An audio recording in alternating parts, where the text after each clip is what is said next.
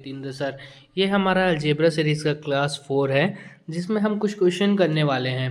जिसने भी मेरा अलजेब्रा का वीडियो नहीं देखा है वो जाके प्रीवियस वीडियो देख लें ताकि उसको बेटर अंडरस्टैंडिंग हो सके कि उसमें वेरिएबल क्या होता है। सब मैं बेसिक से बताया हूँ। तो आज हम देखेंगे, कुछ क्वेश्चन करेंगे। Right the following in exponential form. Miss questions आपको प्रोडक्ट फॉर्म में दिया होगा। अब हम उसको पावर या एक्सपोनेंशियल फॉर्म में कन्वर्ट करेंगे। जैसे कि फर्स्ट क्वेश्चन है b into 15 times means b का मल्टीप्लाई है। कोई भी नंबर सेम नंबर हो, जैसे 2 इंटू 2 अगर मैं 2 टाइम्स मल्टीप्लाई करूँगा तो उसके पावर्स में 2 चला जाएगा। अगर उसका 3 टाइम्स सेम नंबर का मल्टीप्लाई करूँगा तो उसका पावर्स में वो 3 टाइम्स हो जाएगा। यहाँ b इंटू 15 टाइम्स है तो b टू द पावर 15 हो जाएगा। मतलब जितना टाइम रिपीटेशन होता है उतने ही टाइम उसका पावर्स होता है। तो ये बहुत इजी होता है। जैसे कि b to the power 15, first का आंसर 15 टाइम है तो 15। क्वेश्चन नंबर 2 देखते हैं। इसी में y इंटू वाई ये 20 टाइम्स है। तो अभी मैंने बताया 15 टाइम है इसलिए b टू द पावर 15 हुआ। तो ये 20 टाइम होगा तो y टू द पावर 20 हो जाएगा। ऐसे ही हम थर्ड क्वेश्चन देखते हैं। 14 into a into a into b into b into b। यहाँ पे 14 एज इट इज़ रहेगा क्योंकि 14 मल्टीप्लाई बाय 14 देता हो तो 14 को पावर 2 हो जाता है। बट यहाँ पे 14 वन टाइम है। ए यहाँ पे 4 टाइम रिपीट हुआ है और बी यहाँ पे 3 टाइम्स रिपीट होता है। तो इसका आंसर होगा 14 A to the power 4 and B to the power 3। Multiplication का सिंबल आप चाहे तो लगा सकते हो 14 into A to the power 4 into B to the power 3, या ऐसे एज इट इज़ भी लिख सकते हो, इसमें भी करेक्ट होगा। Now question number 4, 6 into X into Y.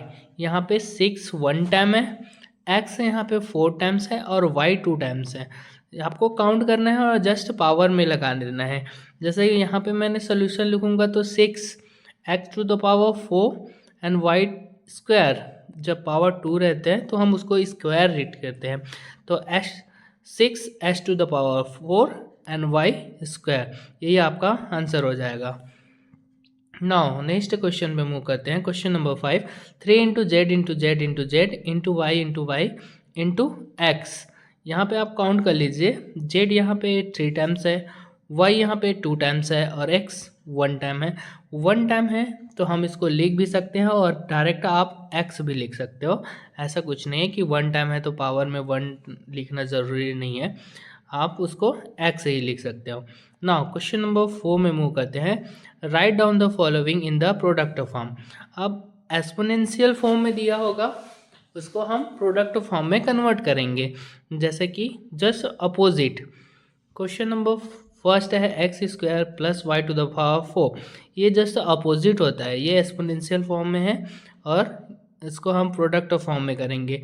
जैसे कि X square and Y to the power 4 है तो एक्स यहाँ पे 2 टाइम्स है तो X into X, Y 4 times है तो Y into Y into Y into Y, ये आपका आंसर होगा। नाउ क्वेश्चन नंबर 2 देखते हैं। 6 वाई टू द पावर 5। सो इसका आंसर भी सिंपल है। 6 वन टाइम है और वाई 5 टाइम्स है तो 6 into Y into Y into Y into Y, ये आपका आंसर हो जाएगा। नाउ नेक्स्ट क्वेश्चन पे मूव करते हैं। 9x into Y square into Z. यहाँ पे y बस रिपीट हुआ है 2 टाइम्स, बाकी तो सेम ही है। 9 into X into Y into Z, यही आपका आंसर हो जाएगा। नेक्स्ट क्वेश्चन देखते हैं। 10 A cube B cube and C cube. कोई भी लेटर्स या नंबर्स के पावर में 3 होता है उसको हम क्यूब रीड करते हैं। तो 10 A cube B cube and C cube, ये बहुत ईजी है। ए 3 टाइम्स रिपीट हुआ है तो आप 10 एज इट इज़ लिखोगे, देन मल्टीप्लाई का symbol and A into A, वैसे ही B into B and C into C. ये that is the answer of this question. Now next question में मूव करते हैं। क्वेश्चन नंबर 4 बोल रहा है write down the constant and variable and term of the following expression.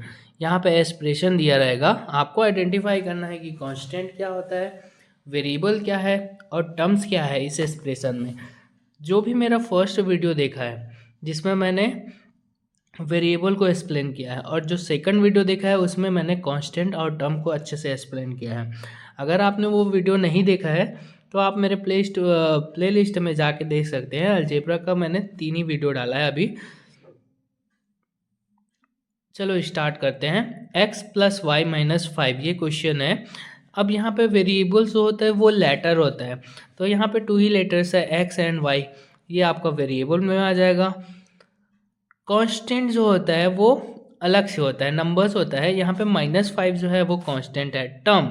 Term जो होता है जो प्लस माइनस के साथ सेपरेट होता है, तो यहाँ पे x सिंगल टर्म हो गया, y सिंगल टर्म हो गया और -5 अलग टर्म हो गया। यहाँ पे 3 टर्म्स है total, x plus Y plus -5, ये 3 टर्म यहाँ पे हैं। नाउ नेक्स्ट क्वेश्चन में मूव करते हैं।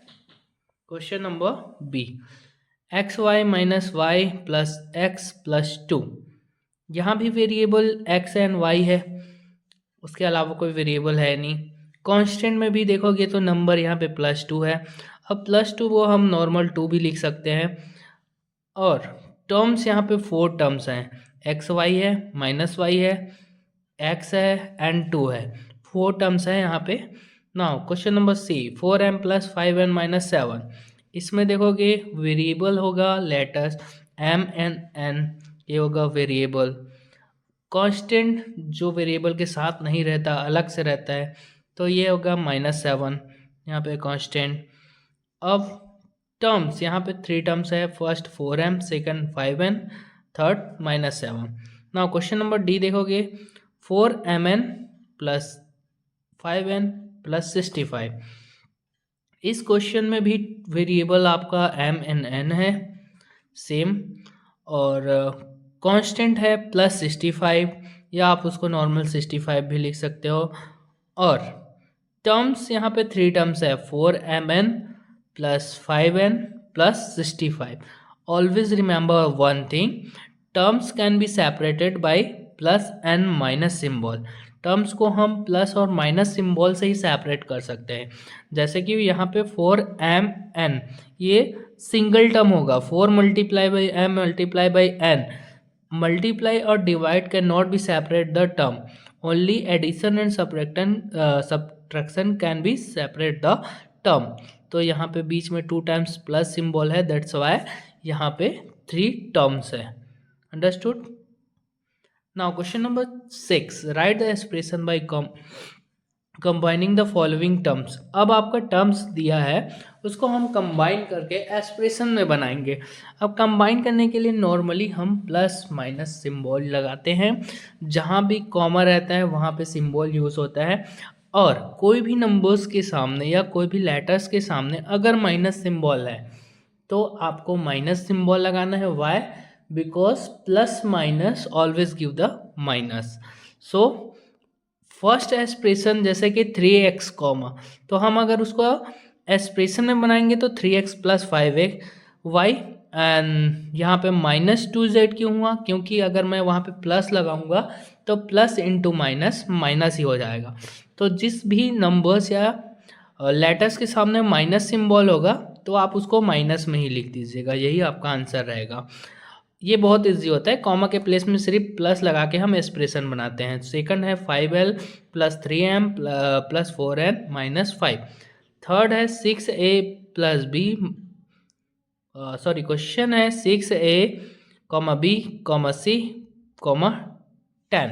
इसमें कोई भी माइनस सिंबल नहीं है, तो ये तो बहुत इजी हो जाएगा, 6a plus b plus c plus 10, यही उसका आंसर हो जाएगा। क्वेश्चन नंबर 4 है p, 3q, 5i, 5। इसमें भी कोई भी माइनस सिंबल नहीं है, तो आप इसको p plus 3q plus 5r plus 5 लिख सकते हो। ये भी बहुत इजी है, सिर्फ प्लस सिंबल लगाना रहता है टर्म्स लिखने के लिए। और ऐसे ही वीडियो देखने के लिए मेरे चैनल को लाइक एंड सब्सक्राइब कीजिएगा। Thank you, have a nice day.